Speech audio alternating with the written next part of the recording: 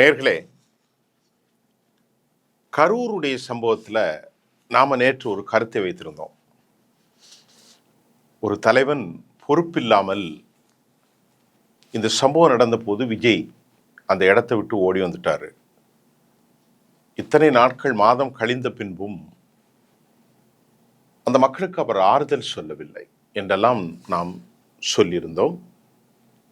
நேற்றைக்கு அவர்கள் முந்தைய நாட்களே சென்னை மகாபலிபுரத்தில் ஒரு குறிப்பிட்ட ரெசார்ட்டில் தங்குவதற்கு ஏற்பாடு செய்யப்பட்டது. 21 குடும்பங்கள் அவரை சந்திக்க மறுத்தார்கள் என்ற செய்தி வந்திருந்தது. ஆனால் நேற்று எத்தனை பேர் வந்தார்கள் என்பது நமக்கு அடையாளம் சரியாக கிடைக்கவில்லை என்றாலும் வந்த குடும்பத்தினரோடு என்ன நடந்துச்சு அப்படின்ட்டு நாம் பார்ப்போம். இதில் ரொம்ப ஷாக் நியூஸ் என்னவென்றால், விஜய் தன் கட்சியை கலைக்கப் போகிறார். நான் சொல்லலை, ஆதாரத்தோடு தான் நாம் எந்த செய்தியும் உங்களுக்கு தரப்போகிறோம். அந்த செய்தியை நான் உங்களுக்கு தருவதற்கு முன்பு அவர் கண்ணீர் மல்க ஒவ்வொரு குடும்பத்தோடும் 10 நிமிடங்கள் ஒதுக்கியிருந்தார். கிட்டத்தட்ட 40 குடும்பத்தில் 20 குடும்பம் வந்தாலும் கூட 2-3 மணி நேரம் ஆயிரும். அவர்களோடு அமர்ந்து உணவருந்தினார்.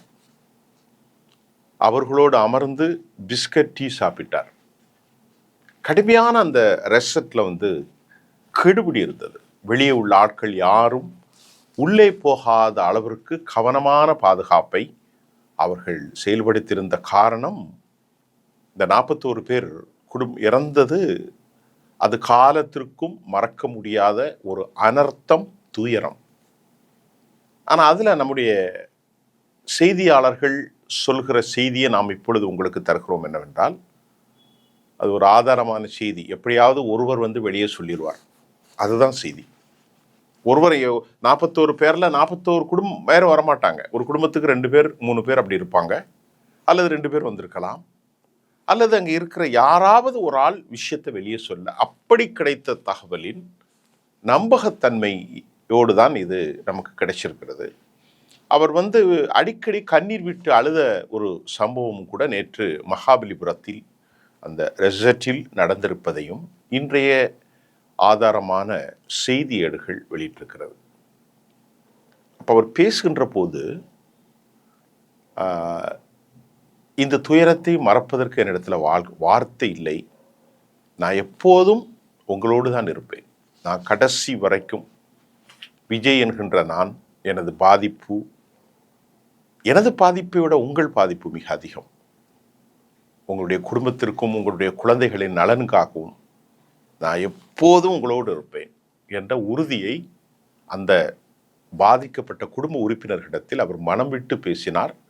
பேசி கொண்டிருக்கிற போதே அவருடைய கண்கள் கண்ணீரை சிந்தியது. இவ்வளவு பெரிய துயரத்திற்கு நான் ஆளாகிவிட்டேனே என்றும் அவர் தன்னை அறியாமல் அவர் கண்ணீர் விட்டதாகவும் சொல்லப்படுகிறது. இன்னொரு விஷயத்தை இங்கே நாங்கள் பார்க்கணும்.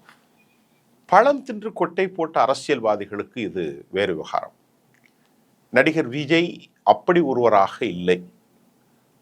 இந்த விவகாரத்தில் அவர் எடுத்து வைத்த மற்றொரு கருத்து தான் ஒட்டுமொத்த தமிழ்நாட்டை இன்றைக்கு ஆட்டி படைத்திருக்கிறது. பேச்சினூடே அவருடைய சகாக்கள் யாரும் இல்லை என்ற தகவல்களும் நமக்கு கிடைத்திருக்கிறது. வெங்கட்ராமன் என்ற பொருளாளர் ஒருவர் காரில் செல்கின்ற போது தடுத்து நிறுத்தப்பட்டு பாதுகாப்பு வளையத்தில் அவர் யார் என்று தெரியவில்லை. நான் யார் என்று சொல்லி பின்பு உள்ளிருந்த நிர்வாகிகள் அவரை உள்ளே அழைத்திருக்கிறார்கள். ஆனால் கட்சியினுடைய பொதுச் செயலாளர் புஷி ஆனந்த் அங்கே இல்லை என்கின்ற தகவலும் நமக்கு வெளியாக இருக்கிறது. ஆனால் அவர் மறைவாக இருக்கிறார். அவருக்கு ஜாமீன் கிடைக்கவில்லை. உள்ளே தூக்கி போட்டு விடக்கூடாது. நிர்மல்குமார் இல்லை. மற்றவர்கள் ஆதவ் அர்ஜுன் எல்லாம் இருந்தார்களா என்ற செய்தியை அவர்கள் சுட்டிக்காட்டவில்லை. ஆனால் புஷி ஆனந்த் எப்போதும் விஜயின் நிழலாக இருக்கும் கட்சியினுடைய மாநில பொதுச் செயலாளர், அவரை காணவில்லை. அவர் இல்லை. நாம் அவருக்கு மட்டுமில்லாமல் ஜானோ ஆராக்கியசாமி, நிர்மல்குமார், ஆதவ் அர்ஜுன் இது போன்ற தலைவர்களை பற்றி அவர்கள் யார் இருந்தார் என்பது தகவல் இல்லை. நிர்மல்குமார் மறைமுகமாக இருக்கிறார். ஆக இப்படி இந்த குடும்ப உறவினர்கள்ட்ட பேசிக்கிட்டு இருக்கும்போது கட்சியினுடைய மாவட்ட செயலாளர்களும் நிர்வாகிகளும் அங்கே இருந்தார்கள் என்ற தகவல் நமக்கு கிடைத்திருக்கிறது. இப்படி பேசிக்கிட்டு இருக்கும்போது அவர் கேட்டாராம், உங்களுடைய கஷ்டம் எனக்கு தெரிகிறது, உங்களுடைய குடும்பத்தினுடைய இழப்பு எனக்கு தெரிகிறது. உங்கள் சகோதரில் இறந்துட்டீங்க, உங்கள் அம்மாவை இறந்துட்டீங்க, உங்கள் ஒய்ஃபை இறந்துட்டீங்க, உங்கள் ஒய்ஃபையும் உங்கள் குழந்தையும் இறந்துட்டீங்க, அப்படியெல்லாம் இறந்துருக்கிறார்கள். நான் உங்களோடு இருப்பேன், இந்த பிள்ளைகளுக்கு எஞ்சிய பிள்ளைகளுக்கு நான் உதவி செய்வேன் அப்படின்னு சொல்லிட்டு ஒரு செய்தியை அவர் சொல்கிறார். என்ன செய்தி தான் ஷாக். நான் அரசியலில் ஈடுபடாமல் இந்த மாதிரி பிரச்சனைகள்லாம் சந்திக்காமல் மக்கள் நல இயக்கமாக தொடரலாமா அப்படின்னு எனக்கு ஒரு மாற்றம் வந்திருக்கிறது அப்படின்னு ஒரு பெரிய குண்டை தூக்கி போடுறார். யாரு? நடிகர் விஜய்.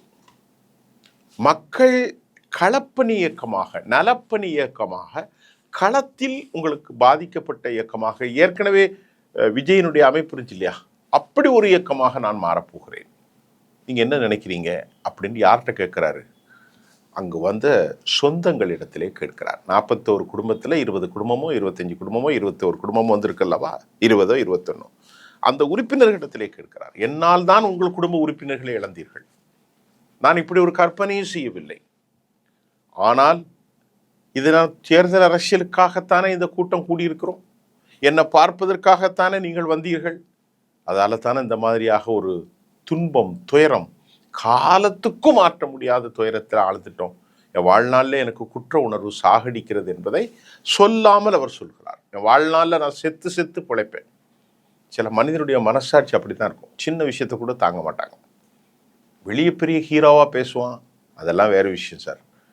விஜயம் அப்படிப்பட்டவராகத்தான் நாம் பார்க்க முடியுது. நேற்று கூட நாம் பேசும்போது கொஞ்சம் கடுமையாகத்தான் பேசியிருந்தோம்.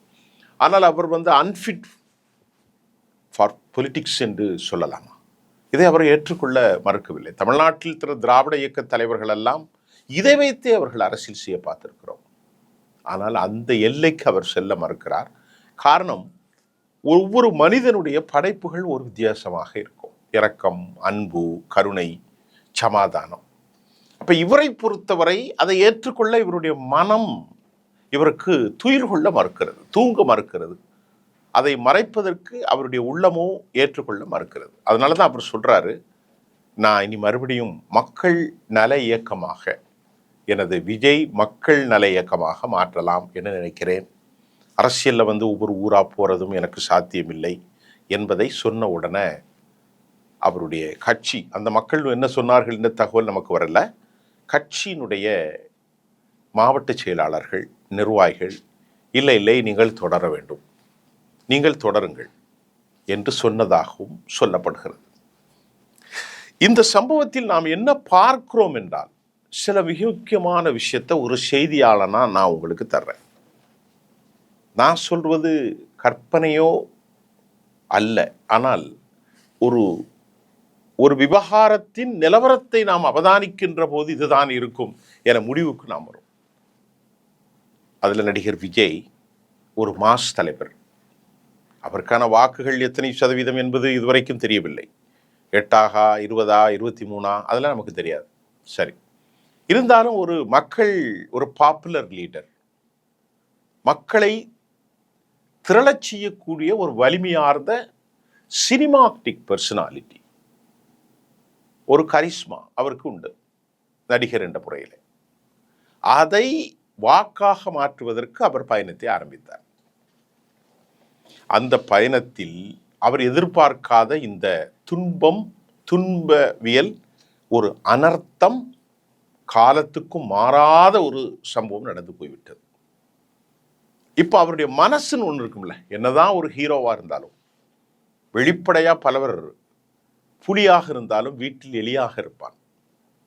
மனைவி மக்களிடத்திலே அவனுக்கு ஜம்பு நடக்காது. அப்படி பல வீரர்களை பார்க்கின்ற போது வெளியே அவர் கில்லியாக இருந்தாலும் அவருடைய மனசு அவருக்கு அப்படி இல்லை. ஆகவேதான் அந்த சம்பவம் நடந்த உடனே அவர்களை சந்திக்க அவர் அச்சப்பட்டுத்தான், அதை எதிர்கொள்வதற்கான வலிமை அவரிடத்தில் இல்லை. நான் சொன்னதை நீங்க நல்லா புரிந்து கொள்ளுங்கள். அந்த இடத்திலிருந்து அவர் தப்பினார். அவர் அவர்களை விட்டுவிட வேண்டும், ஓடிவிட வேண்டும் அப்படியெல்லாம் நினைக்கல. அவருடைய மனசு, ஐயோ இந்த 41 பேர் இறந்து போயிட்டாங்களே, இது எப்படி நான் கையாள போறேன், முதல்ல இந்த இடத்தை விட்டு நம்ம தப்பிடும். ஆனால் கரடு முரடான மனம் குறைந்த அரசியல்வாதி அதிலே நிற்பான். அந்த மனம் அவருக்கு வரவில்லை. இரண்டாவது, இத்தனை நாட்களாக அவர் வெளியே வராமல் பேசாமல் அமைதியாகவே இருக்கிறார். மூன்றாவது, ஒரு சிரமம் வரும்போது அவரோடு கைக்கு கை கொடுக்கக்கூடிய தலைவர்கள் யாரும் இல்லை. அதெல்லாம் அவனுக்கு அட்வைஸ் பண்ணியிருப்பான். அவன் தன்னை காப்பாற்றுறதுக்கு ஓடிட்டான். உனக்கு எதுக்கே அந்த வேலை? நீ 200 கோடி சம்பாதிக்கிற, இன்னும் 200 கோடி எத்தனையோ கோடி சம்பாதிக்கலாம், நாட்டை திருத்துறதுக்கு உனக்கு என்ன வேலை அப்படின்னு கூட அட்வான்ஸ் பண்ணியிருப்பான். ஏன்னு கேட்டேன்னா, இதில் யாருமே அவருக்கு நல்லவராக இல்லை. எல்லா கட்சிகளும் இவரை வைத்து வயிறு வளர்ப்பதற்காகத்தான் டெல்லியிலிருந்தே அறிக்கைகள் வருகிறது, தமிழ்நாட்டிலிருந்தும் அறிக்கைகள் வருகிறது. லாப நோக்க கணக்கத்தான் பார்க்குறான் என்பதை நடிகர் விஜய்க்கு அவருடைய நெருங்கிய கூட்டாளிகள், குடும்ப உறவுகள் அறிவுறுத்தியிருக்கலாம். இந்த மனமாற்றத்திற்கு காரணம். மூன்றாவது, கூட இருந்தவர்களும் ஓடிவிட்டார்கள், மற்றவர்களும் குளிபறிக்கிறார்கள். அரசியல் தலைவர்கள் டெல்லி, தமிழ்நாடு எல்லோரும் தன்னை வைத்து லாபத்தை பார்க்கிறார்கள். நம்ம ஏன் இதில் பலியாகணும் என்று எண்ணத்தில் தான், இது உள்ளத்தின் ஆழமான பகுதியில் இருந்து வந்ததுதான். நான் கட்சியை கலைச்சிட்டு மக்கள் நல இயக்கமாக, விஜய் மக்கள் நல இயக்கமாக தொடரும் என்று அவர் அறிவிப்பு செய்யவில்லை. அதற்கான ஆலோசனையை கேட்டிருக்கிறார். ஆனால் அந்த சகோதர சகோதரிகள் என்ன சொன்னார்கள் என்பதை விட, இவரை நம்பி வந்தவர்கள், ரஜினிகாந்தை எப்படி நம்பி கடைசி வரைக்கும் ஏமாந்தார்களோ அதுபோன்று ஒரு கூட்டம் உண்டு. அந்த கூட்டம், இல்லை அண்ணா நீங்கள் தொடர்ந்து பேரணி போகணும் என்று சொல்வார்கள். அது வழக்கமாக சொல்றதான்.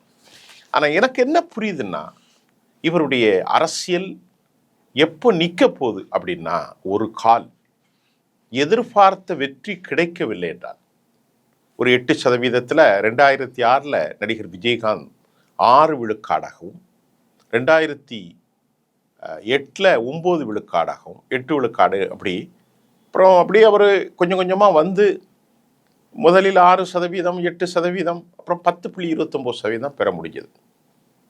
அதை விட இவர் கூட பெறுவாரா என்பது பல $1 மில்லியன் கேள்விகள். இது எனக்கு அடிக்கடி தோன்றும். கோயம்பேட்டிலேருந்து வரும்போதெல்லாம் பார்ப்பேன், நிறைய பேர் இன்றைக்கு கூட எம்ஜிஆர் சமாதியை மாதிரி நடிகர் விஜயகாந்த் அவர்களை இன்றைக்கு வருகிறார்கள். அந்த அளவுக்கு ஒரு பெரிய தலைவன் இல்லை, அனைவருக்கும் உணவு போட்டவர். அப்படி இருந்தாலே அவர் அதிகபட்சமாக 6, 8, 10% தான் பெற முடிந்தது. ஆனால் இவருக்கு எந்த களமும் இல்லை. அவருடைய விஷயம் பெரிய ஸ்ட்ராங், தைரியமாக பேசக்கூடியவர், எதிர்த்து நிற்கக்கூடியவர், ஒரு சமூக பின்னணி கொண்டவர். அந்த ஒரு மனத்திடமும் அந்த வலிமையும் அந்த ஸ்ட்ராங் கட்டமைப்பும் விஜயகாந்த் அவர்களுக்கு இருந்த இது விஜய்க்கு இல்லை. அவர் காலத்தின் நிலை, அவர் மரணித்து போய்விட்டார். அவருடைய குடும்பம் அதற்கு பிறகு அந்த இடத்துல யாரும் இல்லை. அப்போ அந்த ஒரு மனிதரை நாம் சினிமாட்டிக்காக பார்க்கிற போது, எம்ஜிஆர் செல்வி ஜெயலலிதாவுக்கு அப்புறம் ஒரு அந்தஸ்தை நடிகர் விஜயகாந்த் அவர்கள் பெற்றார்கள். ஆனால் இவர் அந்த மன வலிமையில் இல்லை என்பது 2 விஷயம். ஒன்று, அந்த இடத்தை விட்டு ஓடி போய் ஒளிந்து கொண்டது. மற்றொன்று, இதுவரை மௌனியாகவே பயணிப்பது. அவருடைய சகாக்கள் அனைவரும் ஓடியது. மூன்றாவது, மிக முக்கியமாக நேற்று வந்தவர்களிடத்தில், நான் கட்சியை கலைத்துவிட்டு அரசியல் பயணத்தை முடிவுக்கு வந்துவிட்டு மீண்டும் மக்கள் நல இயக்கமாக, விஜய் மக்கள் நல இயக்கமாக தொடரலாம், உங்கள் கருத்து என்ன என்று கேட்டிருக்கிறார். இதை நீங்கள் முடிவு செஞ்சுக்கிடுங்க. ஒரு கால் இப்பொழுது அவர்கள் அனைவரும் வந்து இனி அரசியலில் அவரை தூபம் போட்டு தூண்டிவிட்டு மீண்டும் கொண்டு வந்தாலும் தோல்வி என்பது சகஜம், அது வெற்றிக்கான வழிதான். அதை ஏற்றுக்கொண்டு கடைசி வரைக்கும் போராடுவோம் தான் ஜெயிக்க முடியும். அந்த போராட்டத்திற்கான மனநிலையும் வலிமையும் அவரிடத்தில் இல்லை.